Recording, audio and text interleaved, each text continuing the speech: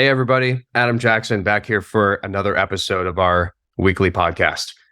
Quick introduction. I'm a serial entrepreneur, started 4 venture-backed companies, investor in hundreds of companies and projects, co-founded a crypto hedge fund called Cambrian, and co-founder of talent network called Braintrust. And I'm also an LP in a lot of funds. So I wear a lot of hats, have a lot of interesting conversations during the week, and try to put them down into this podcast to help anyone who's working in tech or investing or a founder try to learn from all the mud I step in every week. Anyway, this week, it's been really fun. I've been down in Beverly Hills for the Medici Conference. So I'll share a bunch of cool stories and insights from that. Talk about where crypto and AI are in the hype cycle, because now we have to talk about both these things at the same time, apparently. And then I'll cover a couple questions we've gotten over the last couple of weeks from folks who listen to the show. So first of all, also please like and subscribe, rate and review, only if it's positive. It really helps the algorithms that determine what all of us see, helps this show get out to other founders and investors like you. Anyway, so Medici Conference, it's down here in Beverly Hills. I think this was the fifth one. It's run by this guy named Adam Winnick, who's just an awesome person, really well connected, smart investor. I think he has a fund of his own. Brings together. It's only about 100 folks every year, and they churn out a lot. They kind of it's invite only, and they try to bring new people in. And this is my 3rd year, maybe my last year. I don't know. I may not be invited back after this year because he does churn folks out. But the first year I went, I got to speak about Cambrian when we were launching that fund, and then last year, got to talk about Braintrust up on the main stage. So really, really awesome format, incredibly high quality folks. Couple takeaways, themes from this year. Fundraising was a big topic, and there's only there's a handful of builders, a handful of investors, and then lots of kind of LPs, like institutional money, family offices, that kind of thing. And everything's off the record, and really just high quality conversations, but fun. I had several VC friends of mine talk about just how difficult this fundraising environment is specifically for crypto, saying man, a year ago, we were making arguments for what type of infrastructure, what type of applications should be built. And now we're sometimes making arguments about why the space should exist. Right. And that was troubling to hear, because there's just so much cool stuff being built here. But anyway, and then of course, regulation, always the hot topic these days. There was literally everyone was talking about how everyone's going to Singapore. There was a few folks from Singapore at this conference, and then big investors like Temasek, who are based in Singapore. But everyone's talking about these big crypto events and investor events and Token 2047 and all these things happening around the Formula One race in September. I mean, I was invited to half a dozen things happening in September, which I'm really excited to be going to. I've never been to Singapore. But the fervor around, there's so much capital formation there. They're regulatory, very, very friendly to crypto there. It's a safe place. It's a good society, right? It's a modern place. It's not authoritarian. And anyway, it felt like, when I moved to San Francisco, in the early mid 2000s, all the excitement about that, it felt exactly the same. It was deja vu. Anyway, Brian Armstrong, the CEO of Coinbase, was there. Really, really, I've always been such a huge fan of Brian's. He's what we talked about this week was, all the things they're doing to keep crypto onshore in the US. And, he mentioned, I hadn't heard of this. There's this project he started called Crypto 435, which that's not the domain, but just Google it. It's basically a form.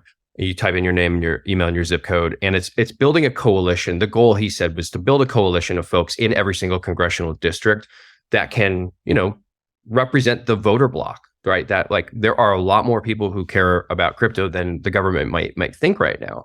And so this is very much a grassroots effort. I thought it was really cool. The interesting quote he had was, he said, there's more people using crypto than carrying union cards right now, yet our representation is, many, many orders of magnitude smaller than union representation. So that was an interesting statistic. And he's kind of this unwitting, like he doesn't really want to be the face of this thing. I've always loved, he's a product and an engineer at heart. He built the first version of Coinbase. He led that effort, as a developer. And now he's a CEO of this public company, and he's, having to, represent the whole industry. So he's doing a great job. It was really fun to see him.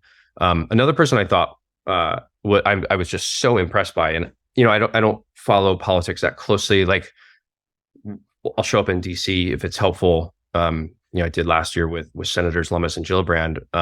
But this Representative Patrick McHenry took the stage. He was the final kind of speaker yesterday, and he's chair of the House Financial Services Committee, which oversees the SEC.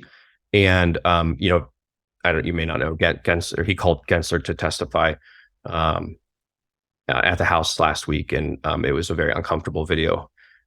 Anyway, so some kind of paraphrasing quotes here that I thought were really compelling by McHenry. He said, Gensler is willfully acting to make consumers and retail investors less safe. His incompetence should have gotten him fired in any other job. I don't deal with elected officials very often, and don't follow them on TV very much, but this guy was so compelling. And then I looked him up on Wikipedia. He's only 47 years old, like just lightning smart, and just like an attack dog on SEC and the Gensler.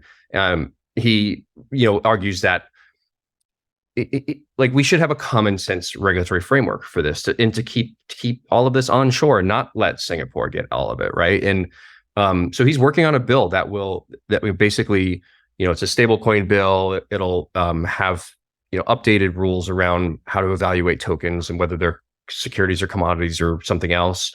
And they're actually working on it, and they're planning on sending it over to the Senate this fall, over to Lummis and Gillibrand. And they think they can get this thing passed as law. And he says there's bipartisan support.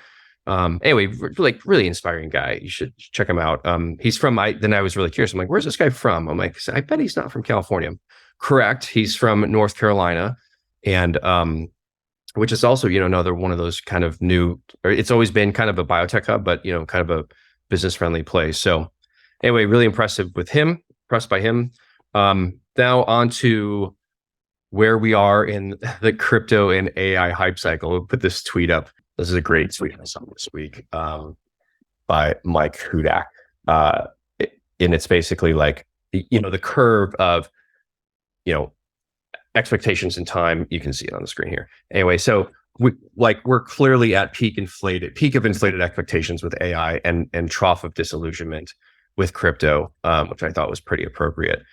But, sitting in the audience and then having all these great side conversations at Medici this week, it actually re-inspired me. I mean, I got to see like fund managers I'm an LP in, like Olaf Carlson Wee from Polychain, did a whole presentation about how, building crypto identity systems that are bot proof, right? Because with ChatGPT, we're going to have this spam problem. I've talked about this on shows in the past, and crypto has tons of ways that you can like eliminate the fake news problem, right? And he was talking about identity systems that can only that a bot can't get through, right? That only humans can get through, and it was really inspiring. I mean, there are so many practical and useful applications, not just commercial applications, like societal applications for crypto that folks like this are thinking about, and made me glad to still be in the space and be an investor in these funds.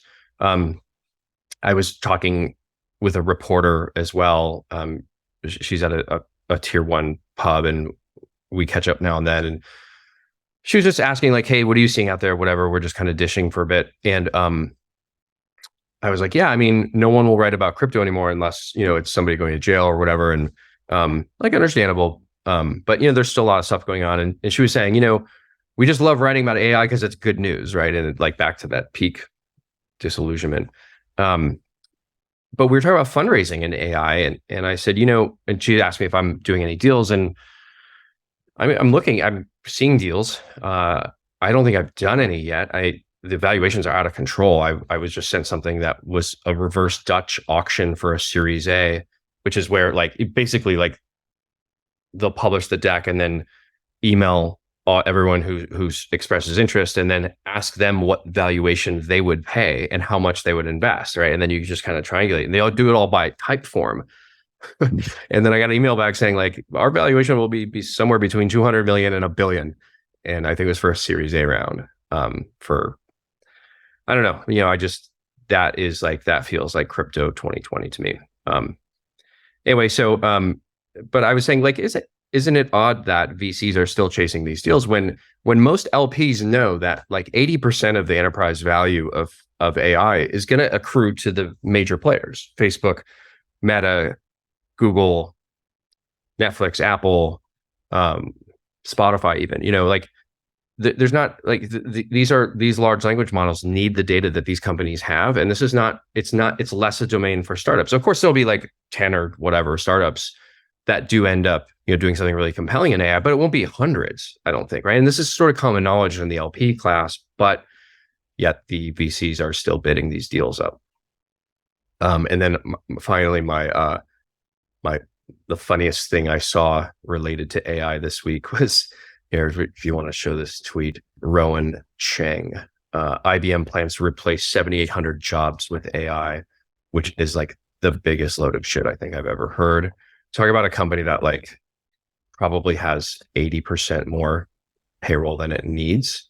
And now it's going to not just lay off 7,800 people who they don't need, but replace them with AI, right? Like 6 months ago, this would have just been, hey, we hired too many people because we are a massive corporate waste machine. But now like, we're going to kick you even harder and say, we're replacing you with AI. It's just such a load of just ingenuous bullshit from IBM. Anyway, okay, on to Q&A.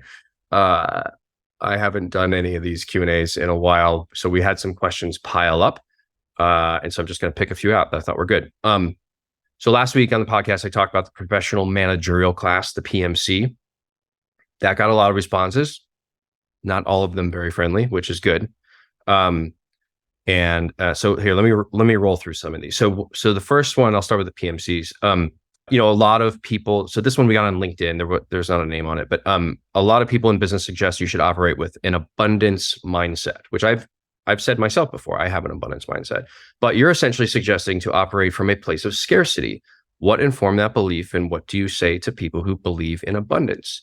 This is a great point. So I said last week, companies there should be constraints on you to force you to be more efficient, right? So I like the 50 or 60 employee constraint, right? No matter how much money you have in the bank, like if you constrain it to a small team, it forces people to be more thoughtful about new hires, forces people to think about efficiency and automation before just throwing bodies at it. And this has been an endemic problem in tech for a long time, right? Tech is always just hire more people and bloat out the organization, as we talk about all the time. And then these poor people get laid off when like the wind blows in the wrong direction, right? It's very unfair and a waste of investor dollars. So I have an abundance mindset about like the potential of a company or an idea or an industry, right? I think, we live in I have a positive sum mindset. We live in a positive sum world, right? Like there's creating new companies and startups that is one of the best sources of wealth creation and abundance, right? So very abundant mindset, but I don't think you can have realize abundance without having constraints. And so that's the way I kind of discern between those things. Another one, how do you support employees with fewer managers if you're going to not have a PMC? Software, if something is not core to your business and can be outsourced or automated, that it should be, right? You should not be hiring people to do it. Here's another one, a fun one. I'm a people manager, and I find your assertion that there is no place for people managers in a successful org really insulting. Perhaps you've never worked with a truly great people manager. Well, first of all, I don't think that there's no place for people managers. There certainly has to be, right? People, payroll and taxes and questions and like that stuff is important.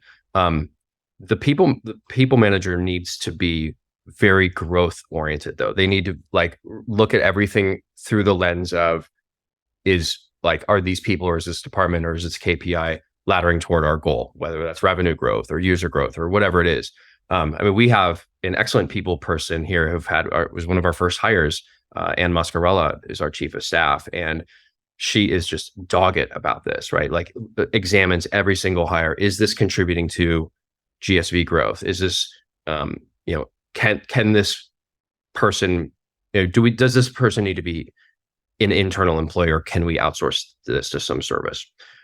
So yeah, I definitely have nothing against people managers, but I just think if they're not growth oriented, and if you have too many of them, it can be counterproductive. So yes, I have worked with a great people manager. Another one from Dave Keller. I think this came in on LinkedIn. When is the wrong time to engage VCs? Never. It's always the right time to engage them. This reminded me of a story actually when I was raising the Series B, I think, for Doctor on Demand, and we were down. I just hit every firm I could on Sand Hill, and it was interesting. Like there were firms that were a perfect fit. This doesn't happen a lot, but like some of them are just a pass, right? They don't like you or what you're doing, and they're not going to do it, right? But expect that. But there were some like, hey, this is a really good fit for us. I think it was Paul Allen's Vulcan. Vulcan is the family office of the late Paul Allen, co-founder of Microsoft, and Vulcan was just I'm sure they're still around, right? They're just awesome people, like very very like cause driven. Like Paul Allen was a huge philanthropist, just a great man. And I think it was they were looking at this deal, and the partner I was talking to was like, man, I really love this. Like it's kind of a no-brainer for us. Valuation's right, but like I'm about to go on paternity leave. I just can't get it done. I can't get it through our partnership or what. It's like, hey, it was like just bad timing, right? If I would have hit him 6 months earlier, 6 months later, it probably would have been a great deal. And so you don't know what a VC's like schedule is, or what's going on in their lives or whatever. And their job is 24/7, right? They're always looking for deals, and most of them are really opportunistic and sharp.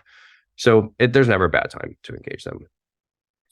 Okay, last one here. Early. So this is from Drew Cousin, I think, on LinkedIn. Our early stages of marketplaces need to solve a chicken and egg problem. How have you best seen that? So yeah, obviously, like, you need, when you're building a two-sided marketplace, you need supply and demand, and you need to build those fast enough at the same time to achieve liquidity and break the Earth's orbit, so to speak. I get this question a lot. Like, I've started 4 venture-backed marketplaces now. Like, what makes you decide to start one or not to start one, and how do you solve the chicken and egg problem?